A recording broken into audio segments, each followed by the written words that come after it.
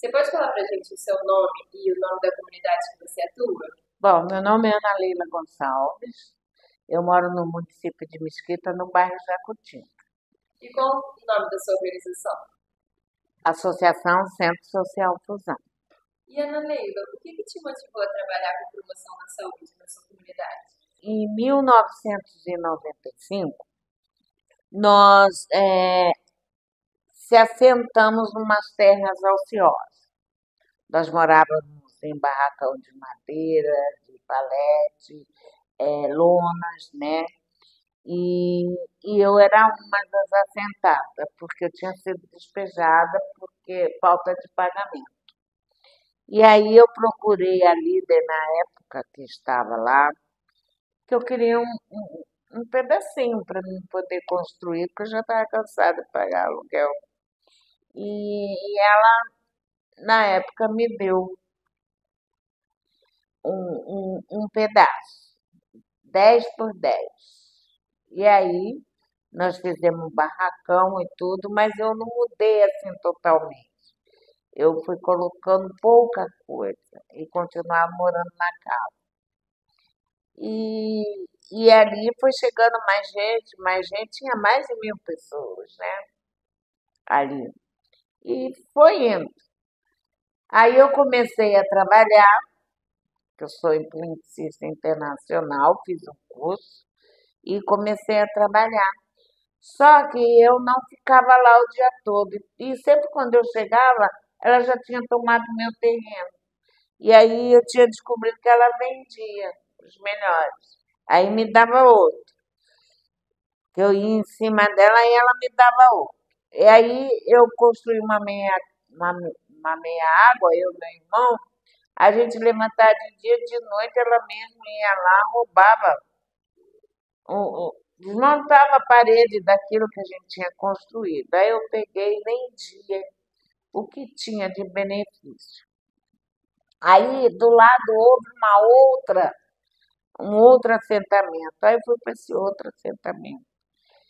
E aí ali a polícia vinha todos os dias, né? E ela foi obrigada a sair, porque as pessoas estavam denunciando ela, que ela não estava dando, ela estava vendendo.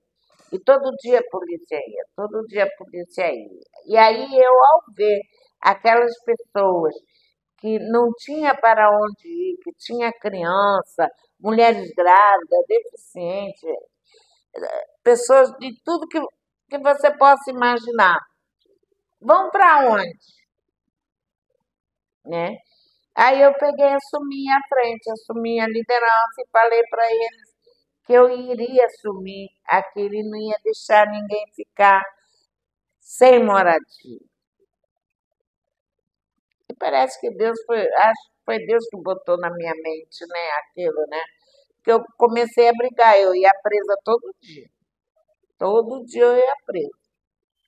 Eu ia para o 20º Batalhão. Todo dia o comandante mandava me prender. Chegava. 7 horas da manhã, a viatura da polícia se escondia dentro do depósito de água e ficava lá, esperando eu chegar para mim presa. Até que eu comecei a frequentar o Centro de Direitos Humanos em Nova Iguaçu, né? Para aprender a ser uma líder, né? Como que uma liderança, um movimento sem terra fazia para poder adquirir os seus benefícios, né? E comecei a frequentar, e ali eu fui ficando forte, porque aí não tinha só Jacutinga para me liderar, porque outras lideranças me procuravam. E aí aprendi que eu tinha que ir no Palácio Guanabara, né? Reivindicar lá com a governadora na época, que era a Rosinha Mateus. E o centro, e o IPERJ, né? O Instituto de Terras. E aí eu vinha com a documentação de todo mundo todos os dias, andava a pé da Central do Brasil até Laranjeira, com uma pasta preta cheia de documentos reivindicando. Na época era o secretário Fernando William, da Secretaria de Assistência Social. Chegava lá, acordava às 5 da manhã, andava a pé até Laranjeira, chegava lá às 6h30, 7 horas, esperava o palácio abrir para mim entrar. Aí eu ficava só com um cafezinho e água, até esperando a boa vontade do Fernando William me atender. E às vezes era 5 horas da tarde e dizia que não podia me atender porque tinha uma reunião, tinha que ir para outros lugares. E a doutora Maria Alva, que era a advogada do governo do estado.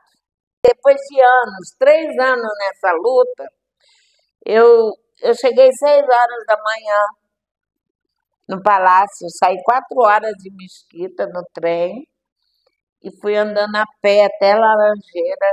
Cada dia que passava a pasta pesava mais, que era mais documentos e documentos. Eu entrei e estava na sala esperando o Fernando William, ele entrou, ele tinha uma agenda comigo, 9 horas da manhã. Deu 9h30, nada. Deu 10 horas, nada. E aí, quando eu vi por mim, eu vi aquela pessoa baixinha, de chinelo de dedo, calça jeans. Aí todo mundo, oi, governadora. Eu levantei e falei assim, governadora, eu preciso falar com você, pelo amor de Deus. Aí ela sentou do meu lado, que era umas cadeiras assim, e falou, conta a sua história para mim. Aí eu fiquei contando para ela o que o Fernando William estava fazendo comigo.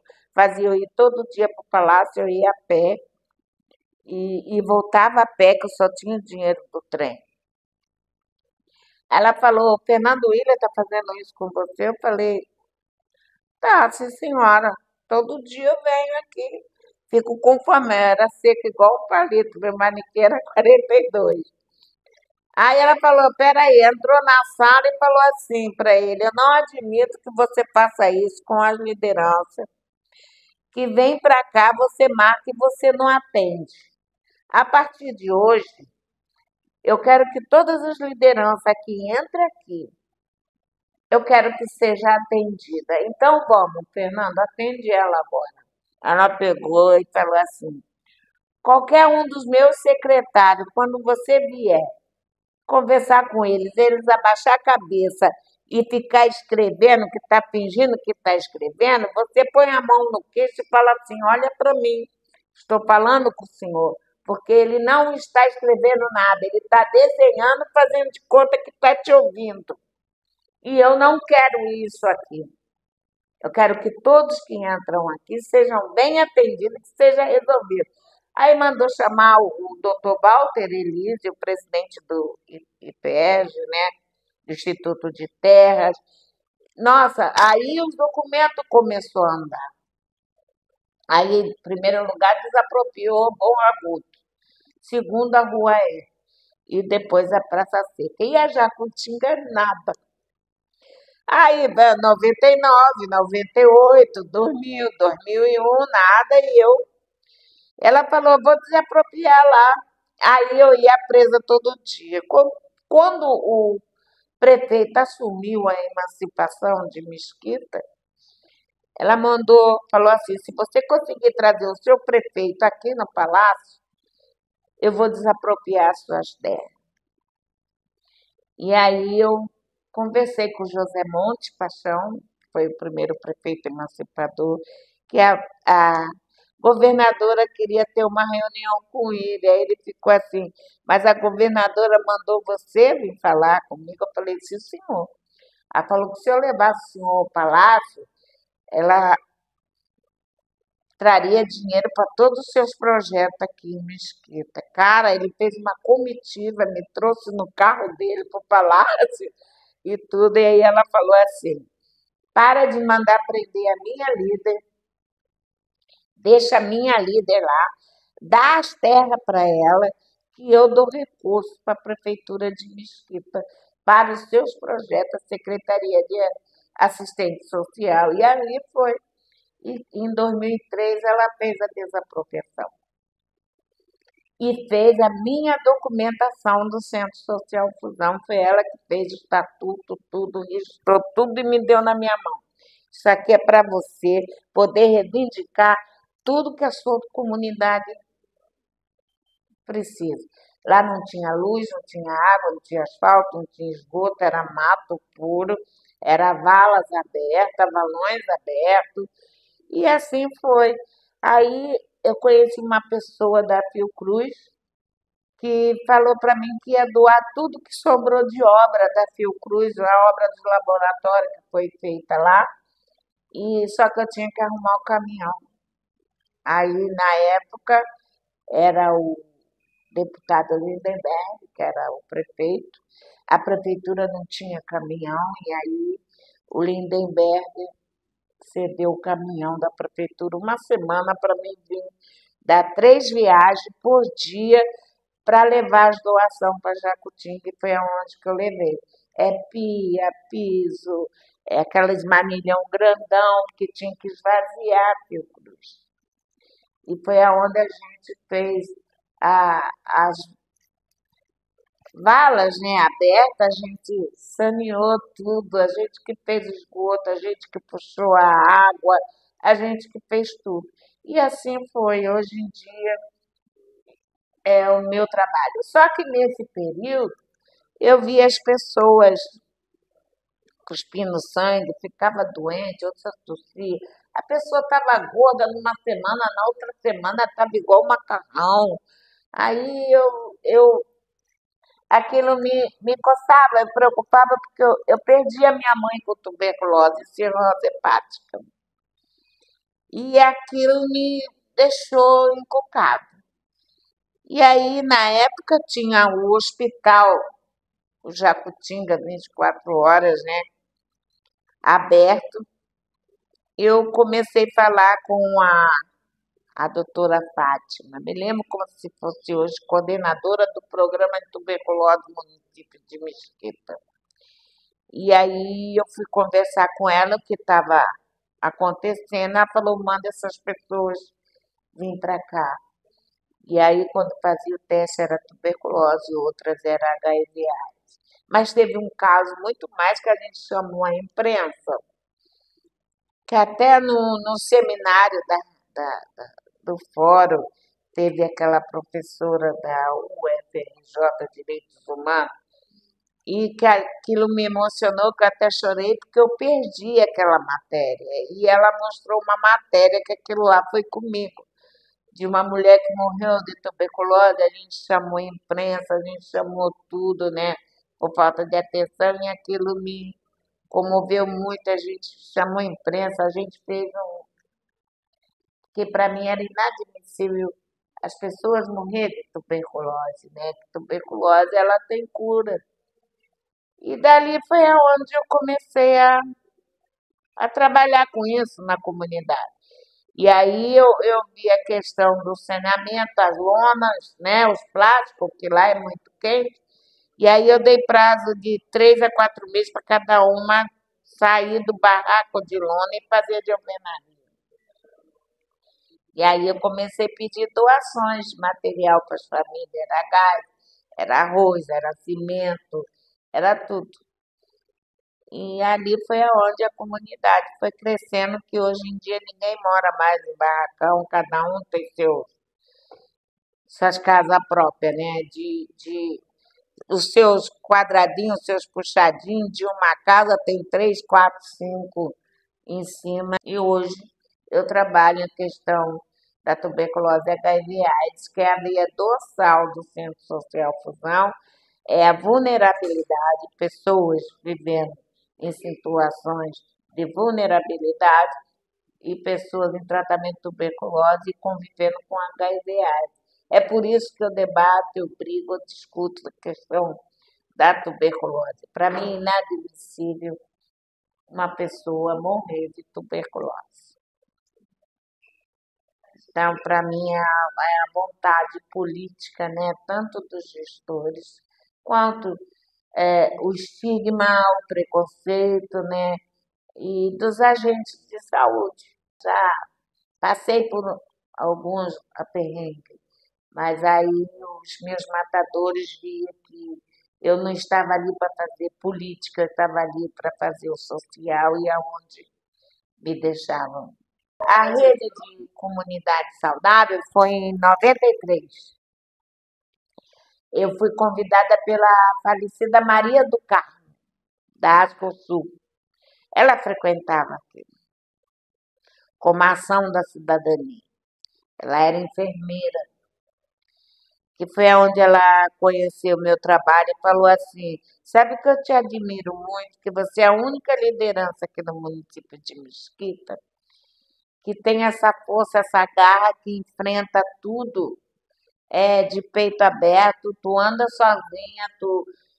Às vezes eu vejo um comentário que você está correndo risco de morte e tudo, e você está assim.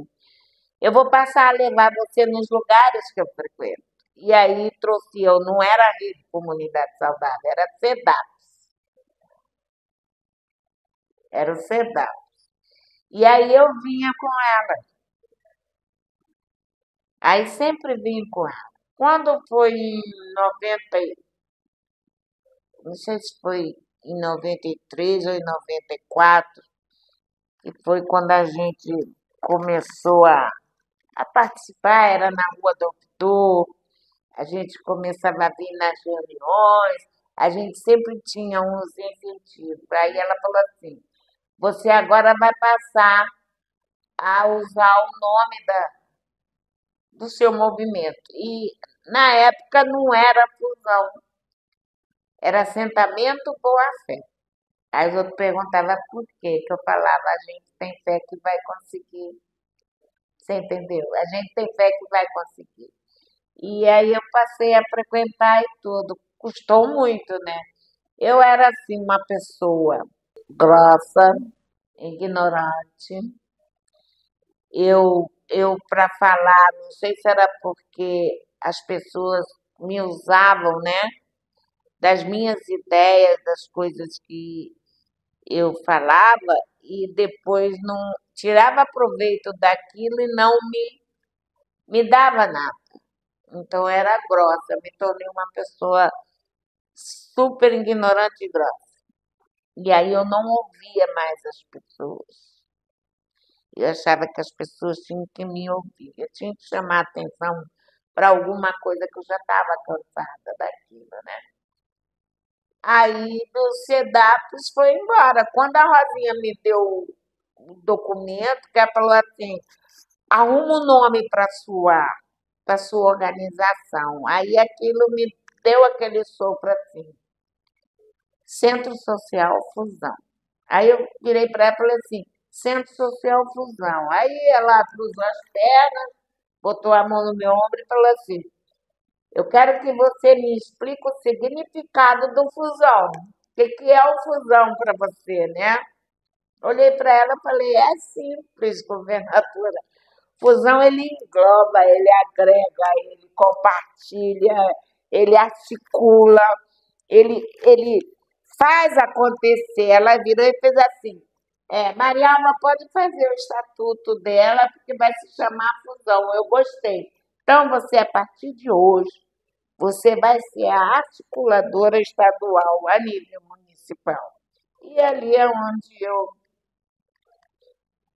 comecei a discutir, né, olhar o que é uma comunidade, o que é ser uma liderança, né? Então, foi aonde eu consegui, estou aqui hoje. Eu comecei com 36 anos, hoje eu estou com 73 anos. Então, não foi brincadeira. Passei fome, revólver na cara, fui humilhada e hoje eu mostro que de toda aquela humilhação que fez eu passar, eu devolvo em parceria e em compartilhamento.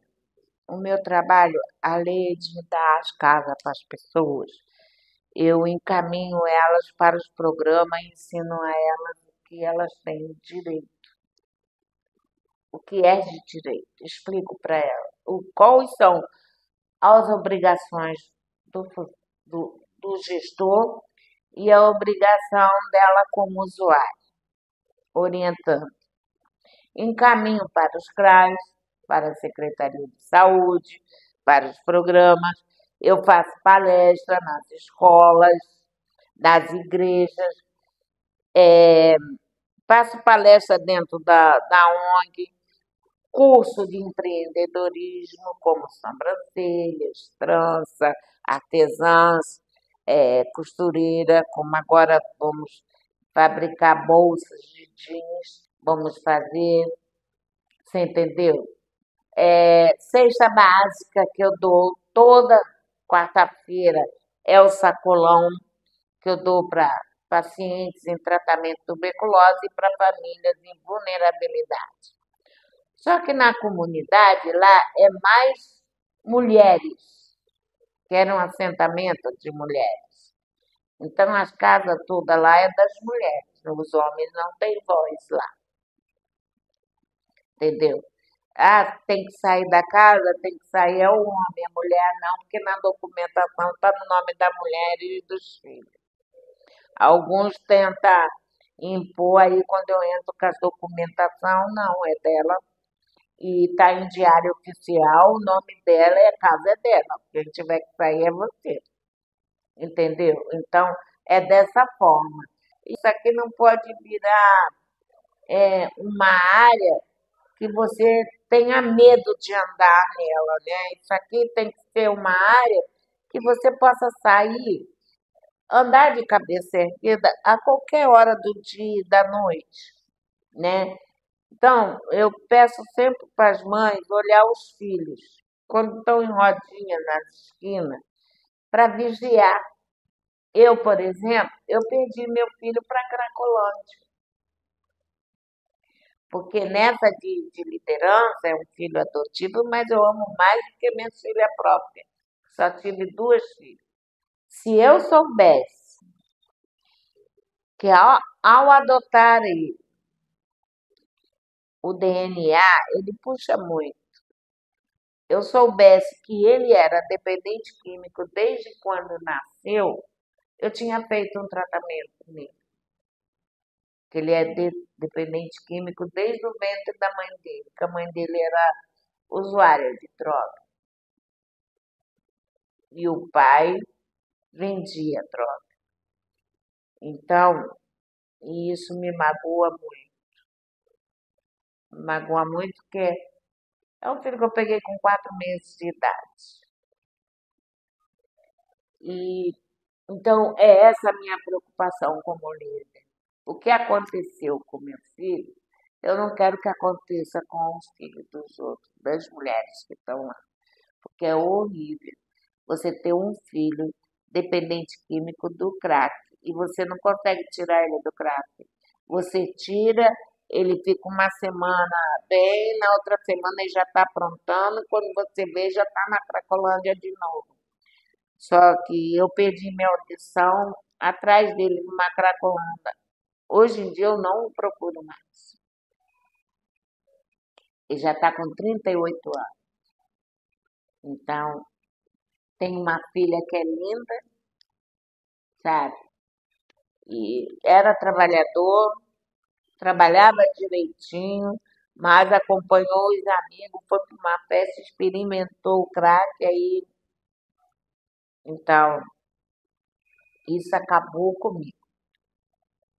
E acaba com a vida de qualquer pessoa. Então, é isso que eu peço para as mães, olhar seus filhos na comunidade.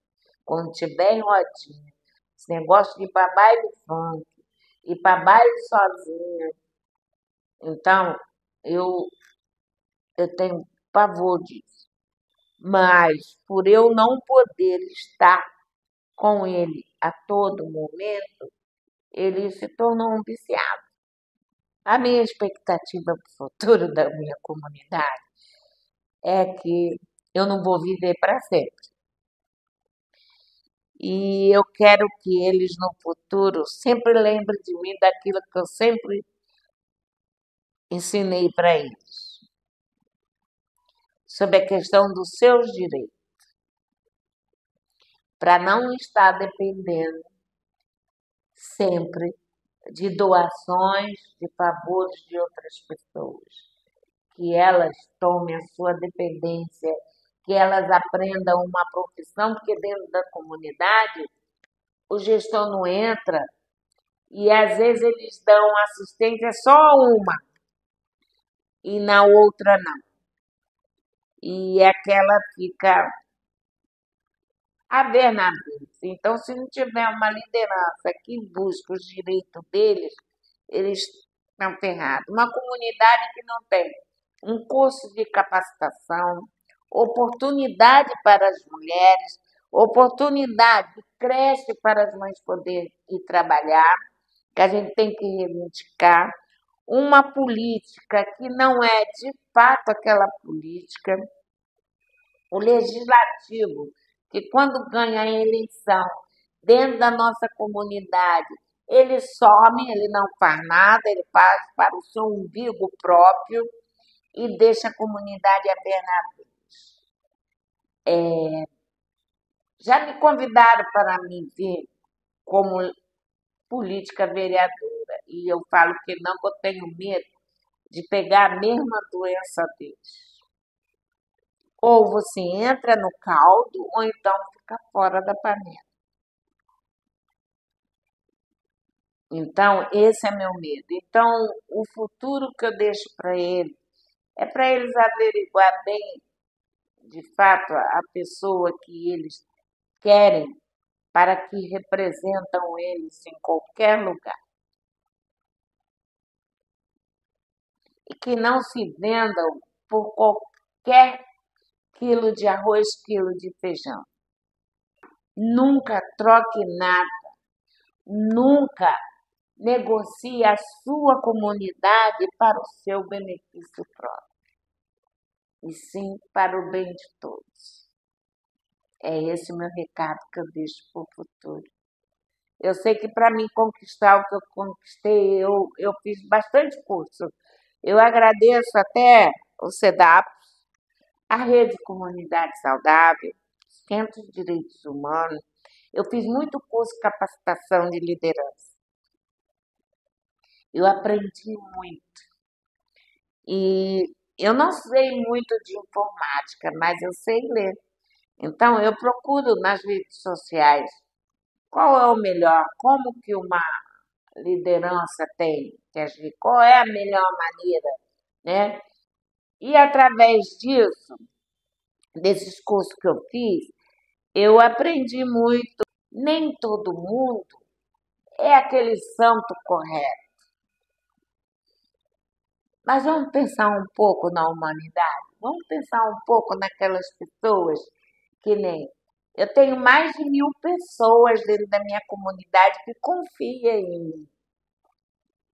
Então vamos pensar nelas um pouco, para você poder andar de cabeça erguida, para você aonde você vai, as pessoas falam assim, aquela ali é fulana de tal, como em Brasília as pessoas me parabenizando, e tanto que eu fui elogiada, porque diz que o governo está tentando cumprir as minhas propostas que eu levei para eles. Isso, para mim, foi a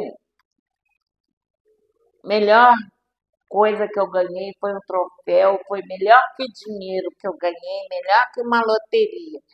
Porque você é uma liderança que não tem um diploma, não é formada, você colocar na sua cabeça que eu tenho que fazer uma conferência de tuberculose, sendo que nunca houve, né? Aquilo é, e você fazer as pessoas, conseguir as pessoas acreditar naquilo que você está falando, uma conferência a nível nacional, você não sabe o ganho. Uma liderança que não tem um curso universitário, não tenho nada, um simples primeiro grau, mas eu tenho o diploma da vida, né? Eu tenho um diploma de ação, eu tenho um diploma de vivência, eu tenho um diploma de compartilhamento, de compaixão, de amizade, amor, de olhar para o próximo e dizer, eu vou te ajudar e você conseguir ajudar aquela pessoa. E eu recebi vários elogios das pessoas que me conheceu em 2097, de falar do meu jeito, que quando eu falava, as pessoas tinham medo, pensavam que eu estava brincando, né? E aí, depois que as pessoas paravam para me ouvir, aí sabia que eu estava falando uma coisa que eles desconheciam. E se Deus me der vida, eu vou continuar. Eu ainda tenho um sonho. E esse sonho eu vou conquistar. Qual é o seu sonho? É de eu ter a minha sede própria da minha ONG, sem ter que pagar aluguel do meu salário, para continuar ajudando as pessoas. Então, o que eu deixo para as pessoas, para as lideranças, é que antes de pensar no eu, pensa no seu, no próximo, porque o seu vem depois. É isso que eu tenho que deixar. Eu deixo aqui um recado a todas as lideranças que trabalham de ponta na sua comunidade. Vamos deixar o nosso egoísmo do lado, ser mais amiga, mais companheira, do que ter inimizade com a outra que tem um trabalho lá na ponta. Faça a sua parte.